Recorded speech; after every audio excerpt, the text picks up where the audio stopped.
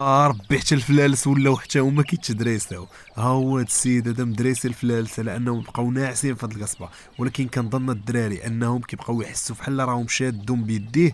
هذاك الشيء علاش كيبقاو ناعسين في هاد القصبه. وخليكم معانا في هاد لا فيديو، غادي نشوفوا بزاف ديال الحوايج وحده بوحده. شوفوا كيبين باللي راه زعما كينفخ عليهم باش كيبقاو هكاك، ولكن انا متاكد ان الفلالس كيحسوا براسهم باللي راهم مشدودين بيدو.